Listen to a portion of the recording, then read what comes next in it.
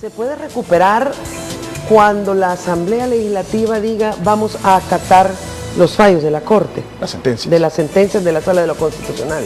Y eso significa elegir a los magistrados del 2012. Una vez se resuelva esta situación del 2012, las sentencias mismas dicen que los del 2006 pueden continuar trabajando, por lo tanto no hay inconstitucionalidad hacia los del 2006 en este momento. Ellos se quedan. Porque las sentencias dicen, las del 2012 son inconstitucionales, deben elegirse, ¿no? Y luego dan un tiempo para que, un tiempo prudencial, pues se proceda también a la elección del 2006. Entonces lo que urge ahorita es el 2012. Así que sí, tiene arreglo, claro que sí, pero pasa por la voluntad política del FMLN y de sus partidos y de sus partidos aliados. Y pasa también por acatar los fallos y pasa por la elección de magistrados. Ahora, Arena tiene, digamos, reservas en proceder a una elección, como lo resuelve la Sala de lo Constitucional, sobre la base de estos 5 nombres de estos magistrados. Pues miren, lo preocupante que ahora estamos viendo es que el presidente constitucional en funciones, que es el doctor Florentín Meléndez, fíjese lo que dijo ayer, que de manera violenta, no propia de una sociedad civilizada ni democrática, han irrumpido con cerrajeros a la puerta de la presidencia de la Corte Suprema. Esto es bien delicado, porque además anuncia que va a pedir al fiscal que investigue esta situación. Entonces El Salvador, ellos creo que se colocaron en una situación que lejos de mejorar la posibilidad, la han complicado. Tendríamos que sentarnos a revisar todos los elementos de esta crisis. Repetimos, Arena está muy preocupada por esta situación, condenamos la toma de hecho que hicieron ayer, no es civilizado ni tampoco de una nación democrática donde magistrados asumen tan alto honor que un pueblo les confiere al poner en sus manos la justicia en todos los sentidos de un país.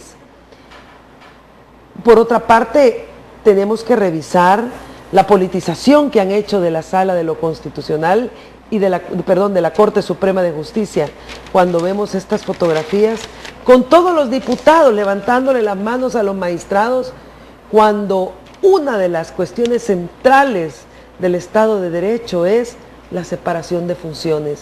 Esto no es un mitin político lo que estamos viendo, pero parece ser el mitin político de más altura de los últimos días. Entonces, y me refiero a altura utilizando esa palabra no por altura democrática, sino porque tomaron eso como un verdadero mitin político. Y eso es una preocupación muy grande, cuando lo que tenemos que aspirar es a que la Corte Suprema de Justicia sea desprovista de cuotas de poder partidario.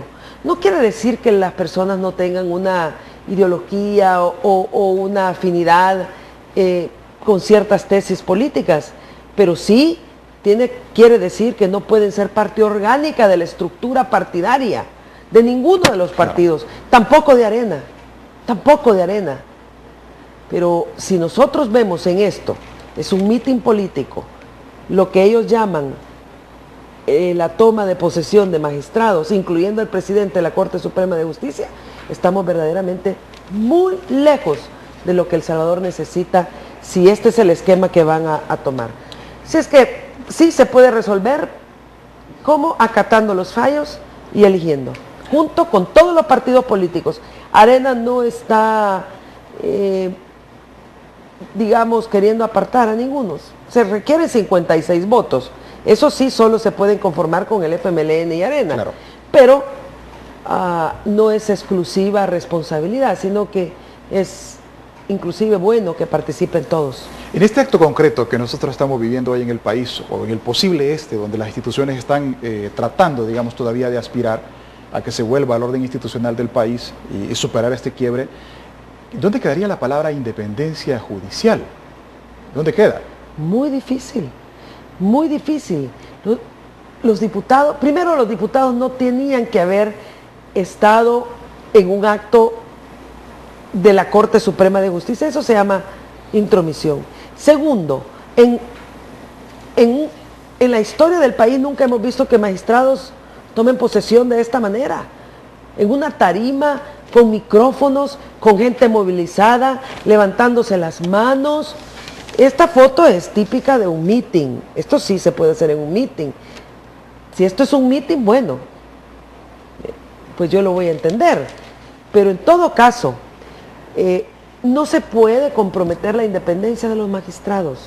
Los políticos debían haber dejado la Asamblea Legislativa para el juego político y la Corte Suprema de Justicia para el tema jurídico. No mezclarlo, porque eso no es bueno, no es saludable. Ahora, a esta altura, digamos, de las situaciones, hay sectores que piensan que Arena, el grupo parlamentario, digamos, no pudo colocar su mejor talento en tratar de superar la crisis, en tratar de interlocutar con el FMLN, que es con quienes podrían formar mayoría en la Asamblea Legislativa, esta mayoría calificada. Y esperábamos que el viernes pasado se pudiera convocar una sesión plenaria y que al final del fin de semana se pudiera superar el capítulo. ¿Qué lo volvió imposible? Arena ha hecho todos sus esfuerzos, pero cuando hay terquedad y un plan político trazado, esta es la copia de Managua, esto es lo que pasó con Ortega, donde por la fuerza se recuerdan el fraude electoral, el pueblo salió, Ortega lo golpeó, se tomaron la Corte Suprema de Justicia, etcétera, etcétera. Es exactamente la misma calca la que estamos viviendo en El Salvador.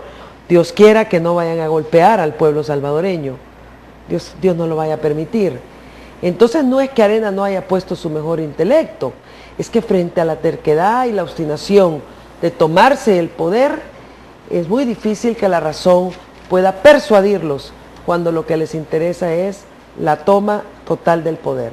Por otra parte, esto no nos desanima, porque en realidad la sociedad civil, sectores académicos, intelectuales, jurídicos, centros universitarios, corrientes de pensamiento de izquierda y de derecha, increíblemente todos están en contra de lo que hicieron el día lunes y del irrespeto y desacato de las resoluciones.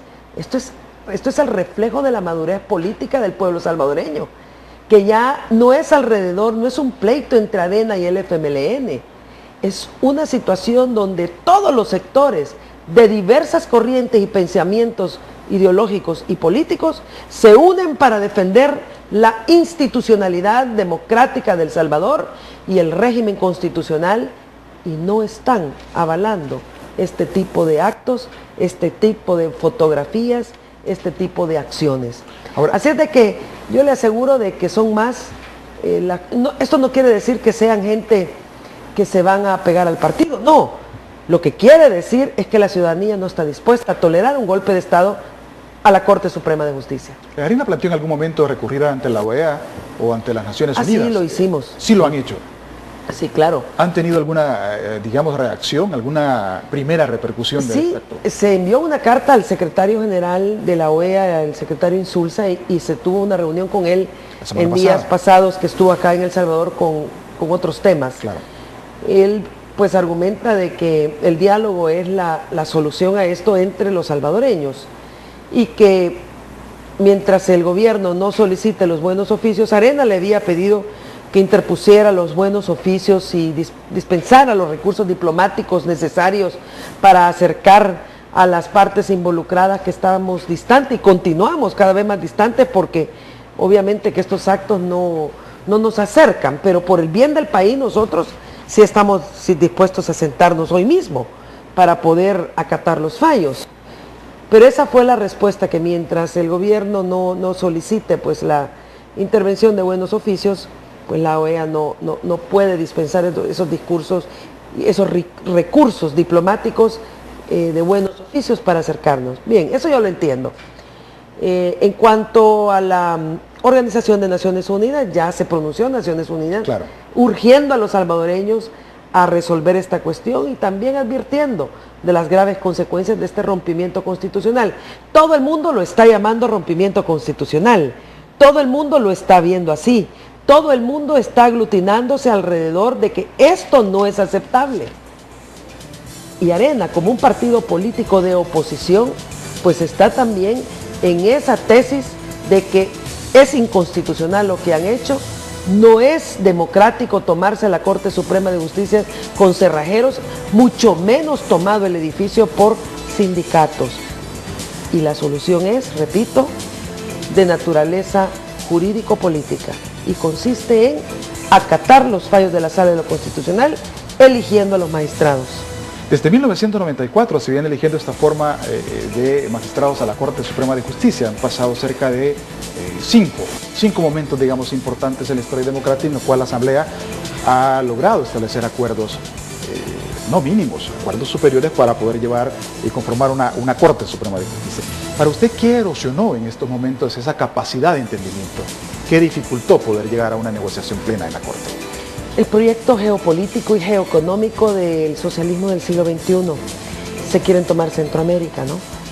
Son proyectos que ya no solamente involucran geopolítica, sino que también geoeconomía. Alba Petróleos, Alba Gas, Alba Alimentos, etcétera, etcétera, etcétera. Eso es lo que está subyaciendo aquí. Y claro, son movimientos que tienen mucho dinero, mucho capital, y pueden con ese dinero pues mover muchas piezas, llevándose de encuentro la institucionalidad del país, y eso también es grave, ¿no?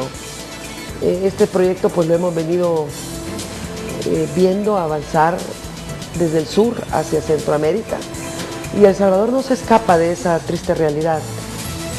Veamos el discurso de odio de clases que estamos escuchando últimamente. Es verdaderamente complicado que El Salvador vuelva a retomar esos discursos de odio de clases. El Salvador debería de tomar esto como una oportunidad de fortalecer la independencia de los jueces.